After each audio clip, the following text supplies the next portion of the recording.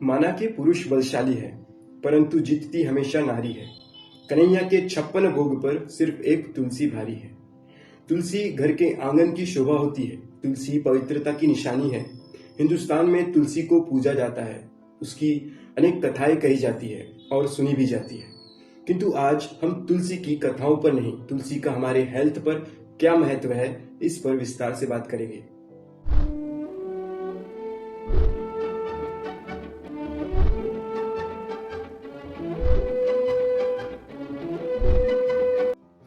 नमस्ते एवरीवन, मैं वैद्य सर्वेश आपका फिर एक बार स्वागत करता हूं।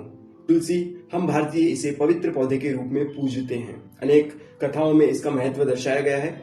मैं आपको बता दूं कि पहले किसी वस्तु या प्राणियों की रक्षा करने के लिए उसको पूजा जाता था, उसकी पूजा की जाती थी ताकि मनुष्य उसकी हानि न कर पाए।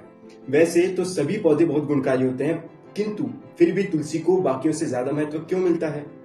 इन्हीं सवालों के जवाब हम मिलकर ढूंढते हैं। आइए जानते हैं तुलसी को। तुलसी, जिसके शब्द में ही इसकी विशेषता छुपी है, तुलना नहीं की जा सकती जिसकी ऐसी होती है तुलसी।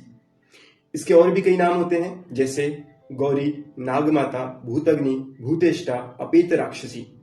हिंदुस्तान में सभी के घरों में पाई जाती है, इसलिए ग्राम्य। इसका टेस्ट अच्छा होने से इसका नाम सुरसा और ईश्वर को प्रिय होने से इसे हरिप्रिया कहते हैं। आचार्य भावप्रकाश जी ने दो तरह की तुलसी कही है, एक कृष्ण तुलसी और दूसरी होती है शुक्ल तुलसी। तुलसी की पत्ती को जब सेवन किया जाता है तो उसका टेस्ट थोड़ा तीखा होता है। इसके गुणों की बात करें तो ये तीक्ष्ण, रुक्ष और पचने में हल्की होती है। ओवरऑल तुलसी ये वात और कफ से होने वाली तकलीफ को कम कर देती है। लेकिन अगर आपको एसिडिटी की शिकायत रहती है और आप रोज तुलसी पत्ता सेवन करते हो तो आपकी एसिडिटी की तकलीफ बढ़ सकती है, क्योंकि तुलसी में पित्त बढ़ाने के गुण पाए जाते हैं।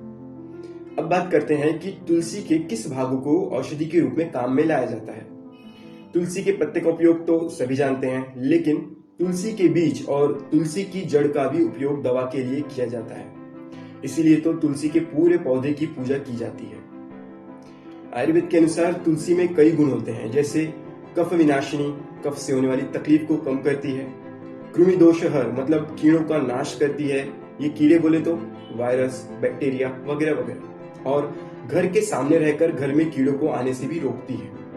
रुचिकृत, चाहे वो मुख का स्वाद हो या किसी कार्य के प्रति हमारी रुचि, तुलसी पत्ता खाने से उसके लिए हमारा रुचि बढ़ती है, इंटरेस्ट बढ़ता है।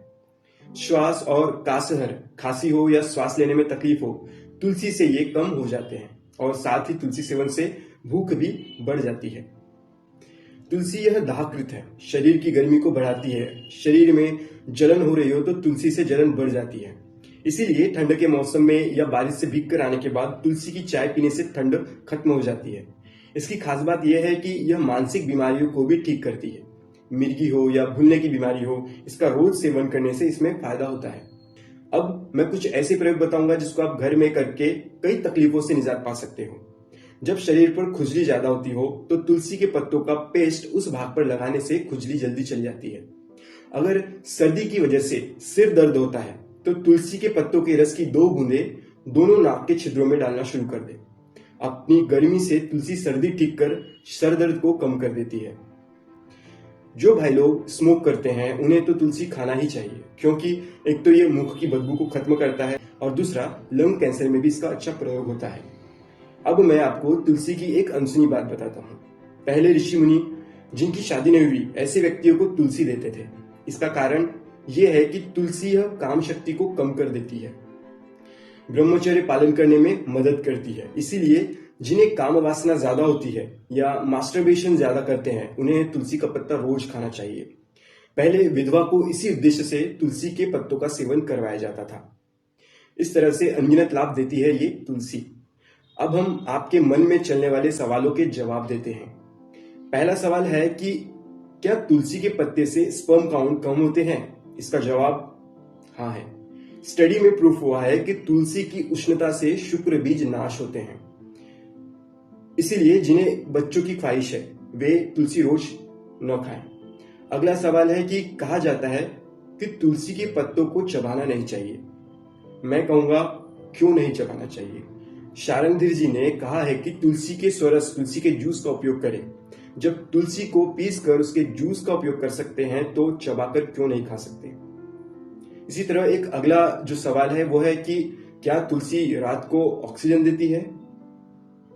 हाँ, लेकिन सिर्फ रात को नहीं, तुलसी हर समय ऑक्सीजन देने का काम करती है। एक डाउट और है कि क्या तुलसी को दूध में मिलाकर नहीं खाना चाहिए। इसका जवाब आयुर्वेद के नजरिए से देखें तो विरुद्ध आहार का कंसेप्ट आयुर्वेद में आया है। विरुद्ध आहार मतलब मिसमैच कॉम्बिनेशंस। इस तरह 18 तरह के अलग अलग विरुद्ध आहार बताए गए हैं। उनमें से एक संयोग विरुद्ध आहार करके है, जिसके अनुसार दूध के साथ खट्टे फल या नमक या तीखे पदार्थ नहीं खाते हैं। इसीलिए दूध में तुलसी मिलाकर नहीं खाना चाहिए। क्योंकि तुलसी तीखा रस होता है।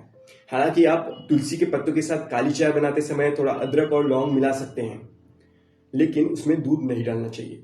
अब अंतिम और बहुत जरूरी प्रश्न कि तुलसी के पत्ते को भगवान के भोग में या भोजन में डालकर क्यों खाया जाता है।